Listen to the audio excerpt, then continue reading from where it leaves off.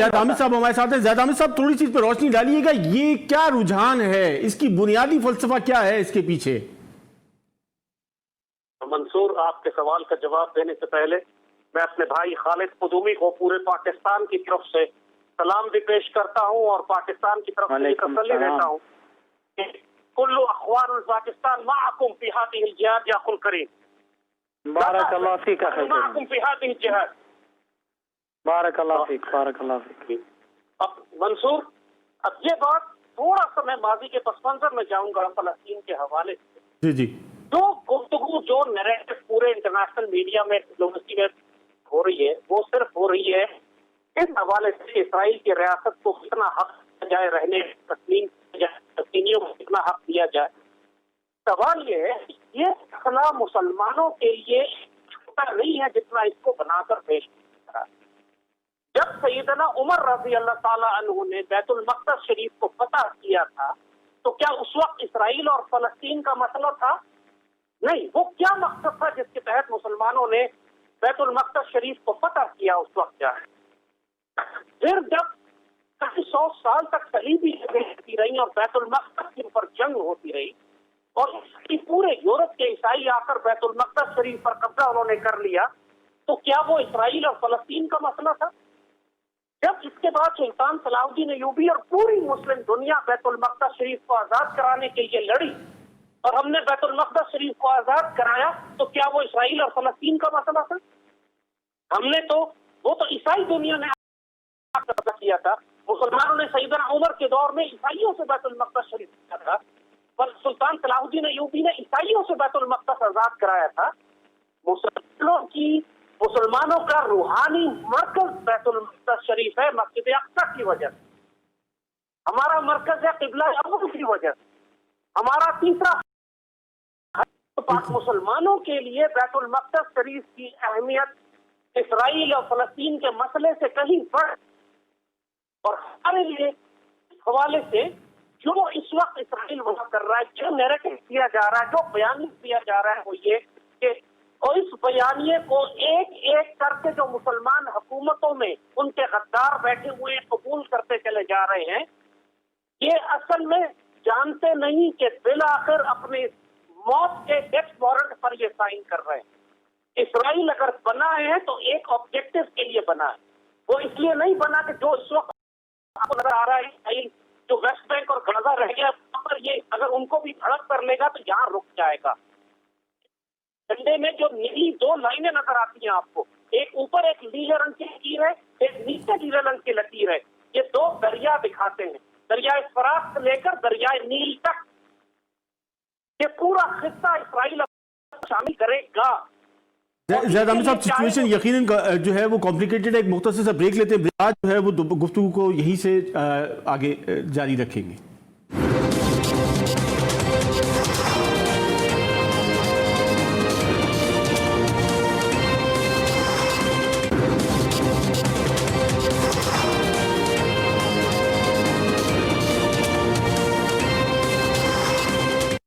Welcome back ناظرین. ہم ذکر کر رہے تھے اس وقت موجودہ جو معاہدہ ہوا ہے یو اے ای اور اسرائیل کے مابین, اور جس کی گونج جو ہے وہ پوری دنیا میں اس وقت سنائی دے رہی ہے. خالد قدومی صاحب رہنما حماس ہمارے ساتھ موجود ہیں. خالد قدومی صاحب, یہ ایک جو اسٹریٹجک معاہدات ہیں یہ عرب ورلڈ کے اسرائیل کے ساتھ, امریکہ کے ساتھ یہ قربتیں بڑھ رہی ہیں.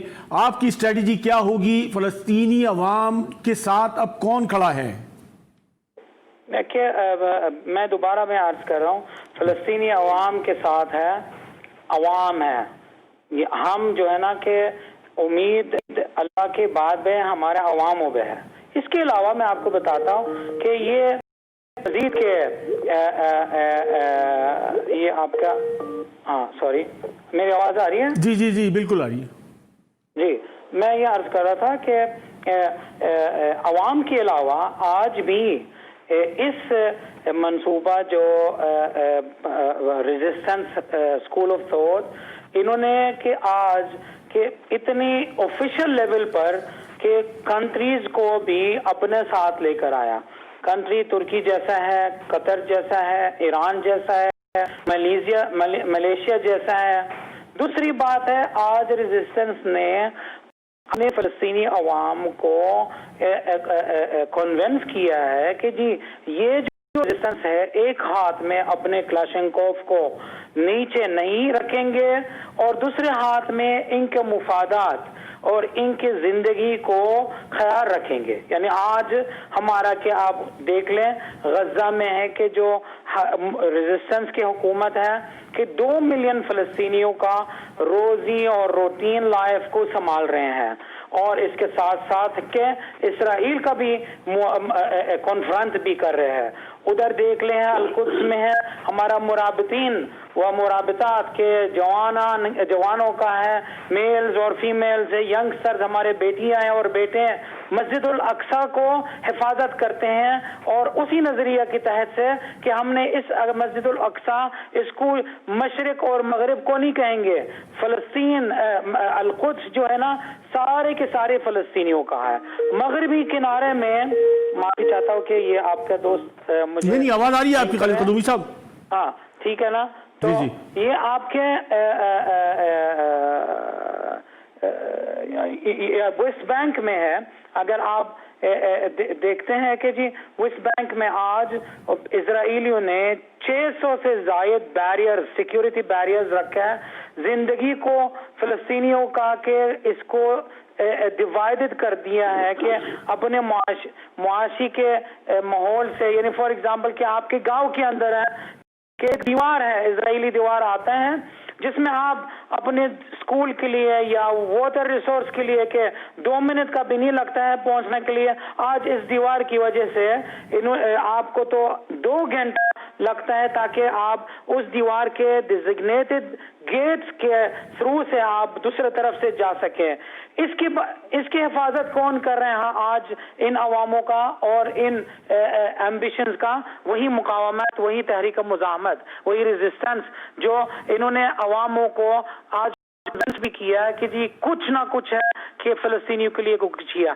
صرف اور صرف بندوق کو چلانا نہیں, انہوں نے پولیٹیکل ریلیشن, ڈپلومیٹک ریلیشن, اقوام متحدہ کے اندر انہوں نے اپنے ریلیشنز کے دوسرے ملکوں میں دیکھا.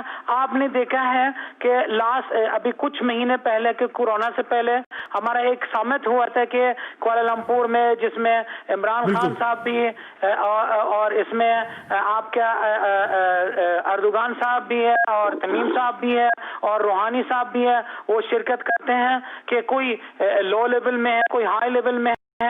اس کے مطلب یہ ہوتا ہے کہ آج صرف اور صرف ٹھیک ہے ہم اللہ کی بات ہے کہ عواموں پہ بھروسہ رکھتے ہیں اور عوام ہمارے مسئلہ کو آگے لے کے جا رہے ہیں, لیکن ساتھ ساتھ کے یہ بھی کامیابی ہے, یہ بھی اچیومنٹس کے ریزسٹنس نے اچیو کر لیا ہے کہ یہ ریلیشنز آفیشیل لیول بھی لے کے گیا تھا لے کے جا رہے ہیں. آج اس معاہدے کے جو ٹرینٹی کے اندر ہے متحدہ عرب امارات, اسرائیل اور امریکہ, صرف عوام اس کو ریجیکٹ نہیں کر رہے بلکہ کافی آفیشیل لوگوں کو, آفیشیل گورنمنٹس کو ریجیکٹ کر رہے ہیں. اور فلسطین کے اندر ڈاکٹر صاحب ایک چیز تو بڑی واضح ہے کہ OIC کا جو کانسیپٹ تھا وہ دم توڑتا جا رہا ہے. مسلمان جو ورلڈ ہے وہ 2 حصوں میں تقسیم ہوتا جا رہا ہے. بھائی جان OIC نے کشمیر کے لیے کیا کیا آج تک؟ OIC کے علاوہ کہنے سے کہ OIC سے کیا نکلا؟ وہ صرف وہی کے کنڈمنیشن لیٹر کو دراز سے نکال کے ہر سال کو اس کو اپڈیٹ کرتے ہیں. ہمیں سچی بات ہے, میں آپ کو اسٹریٹ فارورڈ بتاتا ہوں, آج ہمارے عوام ان آفیشیل آرگنائزیشن سے کوئی امید نہیں رکھتے. آپ دیکھیں یونائٹڈ نیشن والوں کا آج اسرائیل اس معاہدے کی تحت سے اقوام متحدہ کے یونائٹڈ نیشن کا ریزولوشنز کو وائلیٹ کر رہے ہیں. اس کے باوجود general secretary of United nation کو ویلکم کر رہے ہیں اس معاہدے کو, جبکہ انہوں نے وہ کہا 2 اسٹیٹ سولوشن, حالانکہ کہ ہم کوئی 2 اسٹیٹ کو تسلیم نہیں کر رہے ہیں.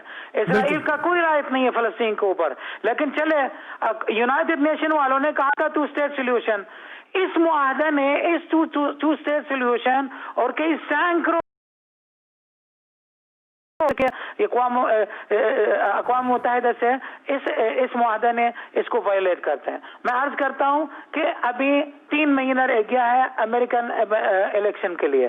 बिल्कुल, प्रेसिडेंट ट्रम्प साहब के पास कोई उम्मीद नहीं है जीतने का, कोई ऐसे फाइल नहीं है, कोई ऐसे डोसिये नहीं है कि जो अपने ज़ायनिस्ट लॉबी के लिए पेश करना इस मुआहदे में। तो इन्होंने इस जरिया से, इस रिलेशन से, जो इमारात के जरिया से ये इन्होंने के फाइल को और डोसिये को पेश करना कि अपना ज़ायनिस्ट लॉबी, ताकि वो डॉक्टर साहब आप साथ ही रहिएगा। ज़ैद हामिद साहब से जानने की कोशिश करें। ज़ैद हामिद साहब, पाकिस्तान कहाँ खड़ा है इस तमाम सूरत हाल में? कोलालमपुर समिट की बात की गई। कोलालमपुर समिट का आपको पता है कि किस तरीके से लास्ट मोमेंट में जो है वो पाकिस्तान को विड्रॉ होना पड़ा। शाह महमूद कुरैशी साहब के बयान को आप देखिए कि उसके बाद से आज वो स्क्रीन से गायब है। मतलब पाकिस्तान की क्या पोजीशन होगी? देखिए मंसूर, हमारी पोजीशन हमारे फाउंडिंग फादर्स ने, कायद आज़म मोहम्मद अली जिन्ना ने, अल्लामा इकबाल ने, लियाकत अली खान ने बिल्कुल वाज़ेह कर दी थी। और उस वक्त से लेकर आज तक सूरत हाल तब्दील नहीं हुई बल्कि खराबतर होती जा रही है। कायद आज़म ने इसराइल को कहा था it's a dagger in the heart of the Muslim. Liaquat Ali Khan जब प्राइम मिनिस्टर थे तो पूरा इसराइल इनके पास आया, अरबों डॉलर इनको ऑफर किए गए। उस वक्त के पाकिस्तान को जो गुर्बत का मारा था, उसको कहा गया कि हम आपकी मईशत दुरुस्त कर देंगे, आप इसराइल को तस्लीम कर लें। लियाकत अली खान का मशहूर जवाब था, gentleman, our souls are not for sale, हमारी रूह बिकने के लिए नहीं। अल्लामा इकबाल ने यहां तक फरमाया कि मैं इस मकसद के लिए जेल जाने को तैयार हूं कि अगर इसराइल का कयाम वजूद में लाया गया तो इसकी मज़ाहमत की, यानी उनका ये कि मैं इतनी मज़ाहमत करूंगा कि मैं जेल जाने को तैयार हूं कि मैं एक western base at the gate of the east, इन्होंने लफ्ज़ इस्तेमाल किया, इस्तेमारी ताकतों का इख्तिला जो मशरक के दरवाजे पे, मशरक के दरवाजे पे लाकर खड़ा कर दिया जाए। ये हमारे बुजुर्ग देख चुके हैं। ज़ैद हामिद साहब, आज का पाकिस्तान आपके ख्याल में मुतामिल हो सकता है इस तमाम तर जो स्टांस पहले लिए गए उसके मुकाबले आने के? देखिए, पाकिस्तान 73 बरस का हो गया अल्लाह के फजल से, और हमको इसराइल की कोई हाजत नहीं है। और 73 बरस में हम इसराइल से भी उतनी ही जंगें लड़ चुके हैं जितनी हमने भारत से लड़ी है। क्या आपको अजीब सी बात लगेगी? 1967, 1974 की जंगों में पाक फौज थी, पाकिस्तानी एयर डिफेंस थी, हमारी फजाइया थी जो इन अरब ममालिक की तरफ से इसराइल के खिलाफ लड़ी। दुनिया में वाहिद मुसलमान एयरपोर्ट है पाकिस्तान एयरपोर्ट, जिसने इसराइली जहाज एयर टू एयर कॉम्बैट में मारकर गिराए हुए हैं। आज भी इसराइली पायलट की वर्दियां हमारे पीएफ के म्यूजियम में सजी हुई है। इसराइल कई दफा कहूटा पे और हमारे एटमी प्रोग्रामों पर हमला करने के लिए पाकिस्तान पर आ चुका है, और पाक फजाइया उसके मुकाबले पर ऊपर उठ चुकी है। ज़ैद हामिद साहब, यहाँ तो इस वक्त दुनिया जो है वो तकसीम हो रही है। पाकिस्तान कल तक जो है वो इसी जो है वो मिडल ईस्ट ब्लॉक के साथ अमेरिका के साथ शामिल था। आज कहाँ खड़ा होगा? कोलालमपुर समिट से आप विड्रॉ करके आए थे। वही हम अर्ज कर रहे हैं कि दुनिया बहुत तेजी से अब नए ब्लॉक्स बन रहे हैं, नए ताकत के तवाज़ुन दोबारा बनाए जा रहे हैं। पाकिस्तान अब वो पुराना वाला पाकिस्तान नहीं है।